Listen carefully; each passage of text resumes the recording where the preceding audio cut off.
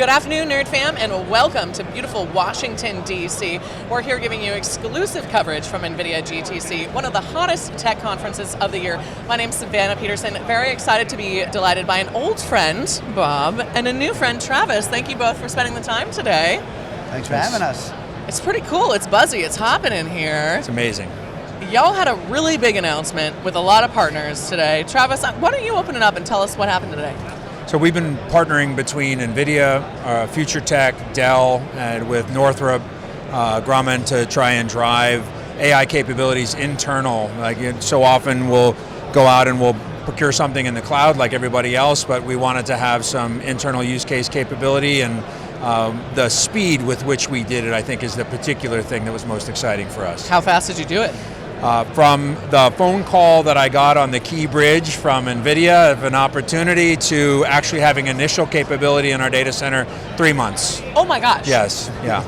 And this would take years in the past, no offense to everyone operating at that, but that's like 9 months to a year at least to get something off the ground, I would think, yeah. When you think about a highly regulated industry, it can be challenging to innovate at pace. And perhaps the most regulated, really.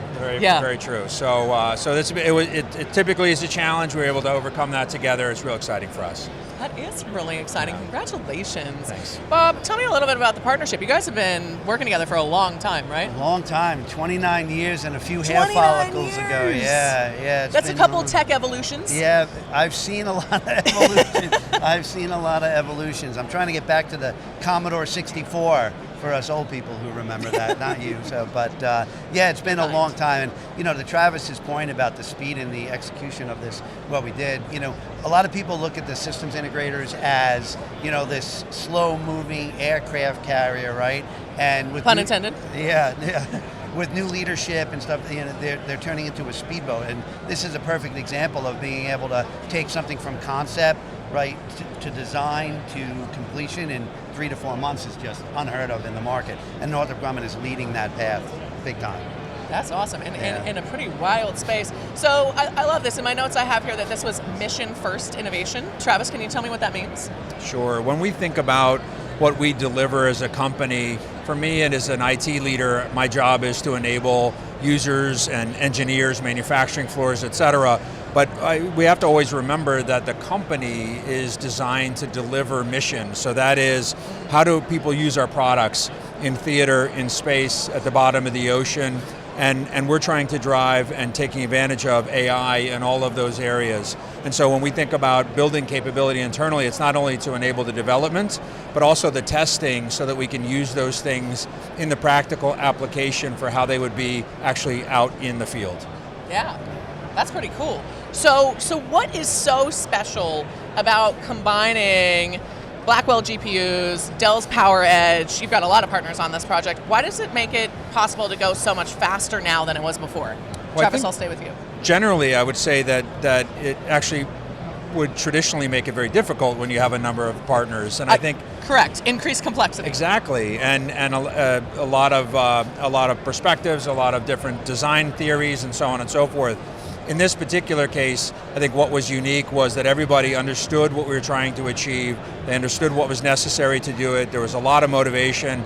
And I just think we're at a time where IT can move from simply an enabler to an accelerant or even a catalyst for business when you've got the right partners. So it was really more about the right partnerships driving pace as opposed to the wrong partnerships creating friction or delay. And that is quite an evolution. Bob, I want to get your thoughts on this too. You've been a part of bringing together massive technology partners for decades. Yes. It seems like you're able to do it even quicker and smoother than ever before. What sort of changes are you noticing? Is it technology driven? Is it culture driven? What's going on? I think it's a combination of all, right? The speed of technology is just amazing now, right? With AI is helping drive additional technology solutions and launches, right, that we would have seen take years, take months or days, now, and it's kind of insane.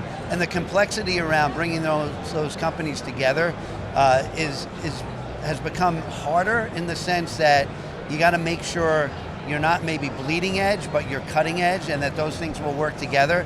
And the key is, one of the things that I've always learned is coming, up in the technology world that I have, just because you have the the best switch and the best hard drive and the best CPU and the best whatever, when you put them all together does not necessarily mean you've got the best solution. Oh no. Right, so ensuring that those parties work together, and in this case with Lighthouse, the team knew mission, right? Travis set a direction and he said, here's where we're going to go, here's what we need to do it by, and here's how we're going to do it. And everybody got in line and said, all right, let's make it happen. From 6 a.m. calls for people on the West Coast to 4 p.m. stand-ups, and making sure that it was driven to an end result that, in my 29 years of working with Northrop Grumman, never seen it happen that quick. So kudos to the teams. Yeah. That's impressive. And to our partners, to be sure. So I be honest, I set an ambitious goal. I wasn't entirely sure we'd make it, but you set them and you try and be aggressive, and the team really stepped up. Yeah, those are the great. best goals, though. Absolutely. One of the conversations we've been having lately on the news desk is some of these MVPs aren't succeeding because people aren't thinking big enough. They're almost looking to see too much small step change versus what if we did disrupt everything within IT and put ourselves on a different platform that allowed us to scale and be more agile moving forward. I mean, it's super exciting. So we've talked a bit about the speed. Travis, give me some other tangible examples of the benefits that you've noticed internally since you've been able to execute this. I think when we experience demands from our customers, it used to be that price was the most important thing, and then quality was the next important thing, and then pace could sort of linger. And we're seeing a flip in the industry where pace is the most important attribute of how we go out and try and deliver. It yields things like MVPs as being acceptable, and we're able to work through that. I think there's all kinds of other implications, though, for us as a company culturally. You mentioned, how do we get people thinking in faster revisions and faster improvements? How do we get people to have a little bit of tolerance for not quite perfect? Yeah, for a little clunk. Exactly. But let's wrestle through it together, and in the aggregate, we will be further along because we did. And so for me, I love the cultural implication of the outcome, and whenever you can mix effort and then tie that to progress or to performance, I feel like that's a really strong lesson for us all to learn culturally together. So it's helped reinforce that for us.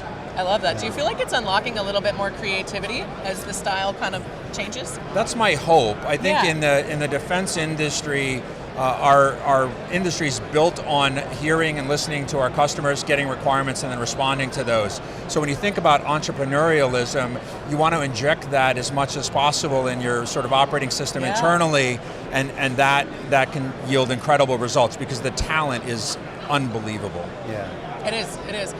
You've always had a really fun team. How do you keep the culture of innovation quick within Future Tech? By continuing to make sure that we're empowering the teams to make decisions, right, and bring ideas and concepts to the table, and to make sure that their voices are heard.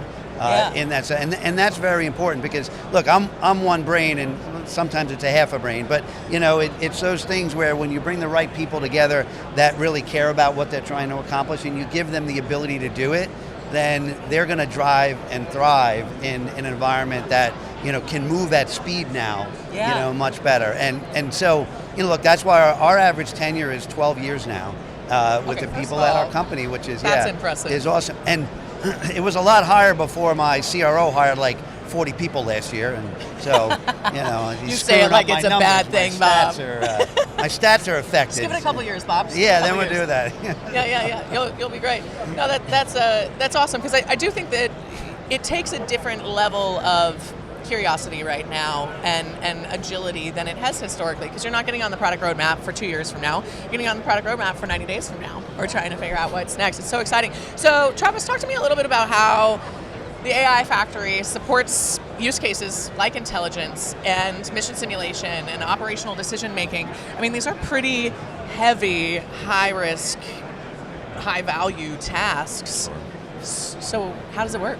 One of the things for us, and one of the initial drivers for building this factory in the first place, was to have the ability to control that internally. So traditionally we would go out to even a government-regulated cloud environment. We would procure a service and deliver a particular piece of AI to our customers internally, our engineers, our manufacturing floor. By having this factory internally, we can slice off individual pieces for particular use cases, manage authentication our own way, and then feed data to those use cases in protected ways. And so you can use this in almost infinite kind of creative approaches to address AI opportunity by marrying the right people with the right data and then the right technology, and you can slice that up as in whatever path you need that. So that's, for us, that flexibility and that autonomy to do that, and to scale to the future, not just to the specific need we have today, is what's exciting for us. It's the right Lego pieces, it sounds like. I bet, it's a little more modular. You can just build up what you need, and you're one of the people who always provides those. Yeah, and then you can now take pieces and move them in and out as things change, right? Versus caught up into a proprietary architecture, right? Which is definitely a thing you want to avoid in today's speed of change and speed of technology. Yeah, definitely. So since we're here at GTC, let's talk about NVIDIA just for a moment. How important is the partnership with them right now? It feels like everyone's talking about it. Bob, I'll start with you on this one. Well, the $4 trillion market cap partnership that's there. Yeah. Look, I always say, NVIDIA's the grandfather of AI, right? I mean, they started with the chips, right, and they're driving it that way. And Jensen's done an amazing job. That is one smart dude, right? He is vision out the wazoo, and he's surrounded himself with great people. And some of the things that really help NVIDIA be a better company, in my opinion, is they drive based on end goal missions, right? I don't know if you know this, but there is no commission for salespeople at NVIDIA. Nobody gets comped. I did not know that. On sales, right? And when you change that dynamic, right, people are then out there, right, to drive the culture, the value. They don't have that proverbial, got to hit my quarterly number, at the end of the day. Wow, yeah, what a cultural shift. And that drives, I'm probably going to get, kicked out of NVIDIA for this, but, it's a great way to look at doing things, and they've done such an amazing job there. When we look at what they're touching and how they're touching, it's all over the place. I was really happy today to hear, back in America, right, scenario, what Jensen talked about with manufacturing and his commitments. It was amazing. He ended the speech on Make America Great Again, and I was like, he didn't do the hat, but he did the statement, which was kind of interesting. But I think they're going to just continue to grow and leapfrog. One of the things that they're having challenges with, we're finding more and more talent because they've taken a lot of the talent pool that's out there. Now they just need to share some of it with the rest of us. And what about for you guys at Northrop? NVIDIA, obviously a core integrator here. Yeah, I think there's a few things. For us, we use NVIDIA chips in some of our products, which can be really powerful and bring that sort of AI capability or agentic capability out to areas that are unmanned. Think spacecraft. Or satellites, and the partnership there is really critical in terms of making sure that we can achieve mission in those kinds of environments. I also think that NVIDIA obviously is a huge sort of crowbar to get a lot of people motivated to try and get things done, and so the partnership there matters. But keying on what Bob was bringing up, I think is really important. The difference for us in terms of a partner versus supplier is, does a vendor look at what's valuable to Northrop as the definition of value, or what's valuable to themselves? And I experience with NVIDIA, they are using our definition of value, and that really makes it powerful for us. And so that kind of relationship, it reinforces our ability to achieve mission, to achieve our technical goals, and to achieve, obviously, our timescale goals. So I think it's been very important. Yeah, that is very important. And I love hearing that, too. It's a great way of framing vendor versus partner. I like that a lot, actually. It was great, except for the guy that walked by and cut off the view. That's all right. He was just so excited about all the booths on the show floor here. It's okay. We're here. We know how to cut. Things Travis happen when was you're just live in on the this show pinnacle floor, point, folks. Just and got to buckle up. You just got to buckle up. Speaking of situational awareness, how can AI improve situational awareness when we're in national security environments? I mean, in almost any environment, I would argue that you have a data set. You have an engine, your large language model in the particular case of generative AI, and then you have your training, your prioritization, and many of our products, and certainly our internal tools and capabilities, and even the way we interface with our internal and external customers, it all starts with, can we listen? Do we understand what that information is? How do we process that information? And what priority do we put? So I just feel like it lines up in such a flexible way to things that we all try and do as people. It just does them a little faster, and so that's been great. Yeah, AI is like your super speedy little friend. It is, yeah. Yeah. Just a little bit of framework and guardrails and you can be off to the races. Bingo. You just got to make sure you got that set up. Yeah, absolutely. No, it's very exciting to see. So in terms of how you're thinking about your approach to AI and this platform, inference, generative, what are you focused on? Or are you splitting your focus? Primarily generative. When we think about it, you've kind of got two sides of platform opportunity. One is to do with me and one is to do for me on the agentic side. And so we're heavily developing use cases on the build with me, help me understand, process this information, help me produce this file, so heavily on the generative side. We have other capabilities on the inference, but we're moving from that build with me to do for me, and we're trying to be very thoughtful and governed in how we approach that. Although we do use agentic quite a bit in our products. Again, you think about unmanned spacecraft as an example, executing mission or taking in information and responding to it, it needs to act on our behalf, and so that kind of do for me capability is really important there too. But back to your original question, way more on the generative side today for that. It's interesting to see the evolution. I love that you just had a little bit of a moment thinking about the spacecraft. Do you ever just really geek out at work? I'm amazed at the things like we do. It's like incredible. Yeah. No, and space is so cool, and you get to work neat. with all that stuff. Yeah, that's just, I saw your eyes light up there, and I didn't want to let that moment pass. Bob, you have a extensive history of helping companies innovate, and especially at the federal level. It's complex, there's a lot of rules, there's a lot of opinions. How does this project build on that legacy, and do you feel like it's getting easier, harder, or is it the same as it's been for you in this space historically? To me, this project was very different than what we usually do because, and again, we keep going back to the thing of speed, right? Because a lot of time it's, business prevention, right? By over-engineering, overthinking, over-designing, over-redesigning, right? And now, in this particular case, it was almost, dare I say, commercial, right? At the speed that we did. And Travis brought up a great point, entrepreneurial thought, right? Because the value of the entrepreneurial thought lets you move quicker, make decisions. Now look, we're going to make errors and then we're going to figure out how to fix those, but then we move forward. And we always say if you can get somewhere 80% directionally accurate, the 20% we can figure that out as we go. And so to me this was kind of a breath of fresh air that I think the FSIs, systems integrators, need to take a page out of this book, right, and say, we need to be able to move like this, because you have these smaller FSIs that are coming up with these incredible, crazy technologies that the government's looking at and saying, oh, we want to give that a try and give that a try. Where if you look at companies like Northrop Grumman, they've always had that capability and that thought leadership. Now it's a matter of how do they bring it in quicker so that they can be the ones taking advantage of that versus someone else coming up into the field. Yeah. I think to me the key thing is to be very clear with your empowerment and what you're trying to achieve, but flexible in the implementation that the team can bring to bear. And that really just sort of takes the reins off of the team to challenge, to maybe fail a little bit and work their way through. But they were highly motivated to drive, and obviously the right partnerships to enable and support with the right knowledge and capability. It was really about getting to a place, not necessarily the path we took. Yeah. Fail fast, For right? sure. It's always a way I look at it. We used to fail slow.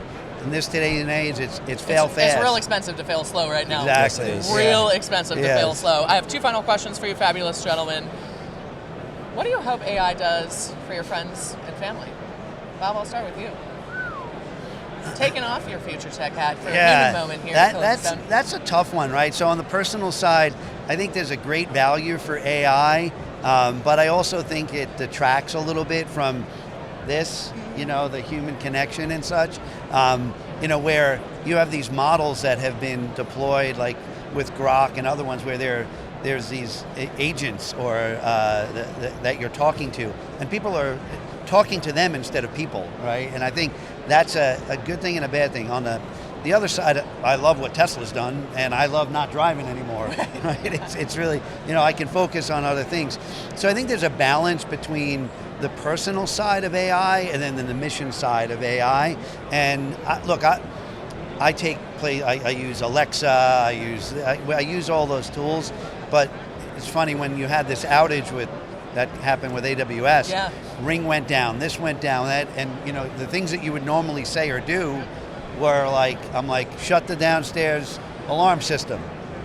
Sorry, I'm not around, I can't do that, and now it's like, ooh, how do I deal with this, right? Yeah. So you have to sometimes retrain. So it's positives and negatives. Totally, absolutely. What about you, Travis? I think back to earlier on when the internet was just first coming and suddenly we had access to information, very free access to information. If I'm an old guy, I go back, I used to have to go to the library to get that information, right? And so now it's at my fingertips. I still had to go to the library. There you go, yeah. okay. So, and then, but now my kids can go in and get access to organization or thoughtful response or logic in ways that we just used to be able to get access to data. And so I love that for them, and I think that can be an accelerant. I want them to still remember that they need to have a plan themselves, they need to have connections themselves. There are things about being human that are important, and this is an accelerating toolkit which I love, and I want them to take advantage of it, but it doesn't replace who we are. So that would be my hope for them. Yeah, good point, great point. Yeah, I love that. Hopefully, and how about you? Hopefully, you're going to ask me a question? Yeah, Sure, that's very sweet. I think that we are in a really unique time where I actually am very pro-regulation because I don't want what happened with social media to happen with AI. Mm-hmm. So I want us to regulate the certain aspects of it that affect who we are, mental health, things like that. But I genuinely, I was talking with Dell, I was talking to some of the folks at Memorial Sloan Kettering, and they are now they've reduced the time to get your cancer PhD from 4 years to 3. So that means we have all of those brains out there curing cancer way faster. They've also been able to do clinical trials in 45 days versus 15 months. The acceleration to finding, to your point, it's the whole conversation with this being speed.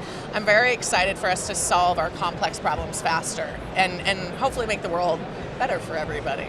I don't want any of this to mean that we're on our screens any longer than we already are, though. That's my one major. Yeah. I don't want it. But yeah, I hope we live healthier, happier lives as a result of the research and discovery we're allowed to make through this, whether it's through space travel or medicine or education. It's going to be cool. All right, final question for you guys. Since the velocity of the world is insanely fast, I would normally say this time at GTC DC, but I'm going to say this time, or what do you want to be able to say in March when we're at GTC in San Jose that you can't currently say today? You've obviously clearly been able to do things in 90 days very quickly. So Travis, I'll start with you.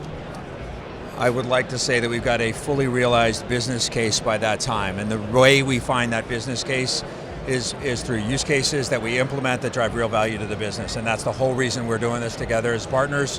And I firmly believe that there are multipliers that we can just introduce to the company, and so realizing some of that would be my goal by March.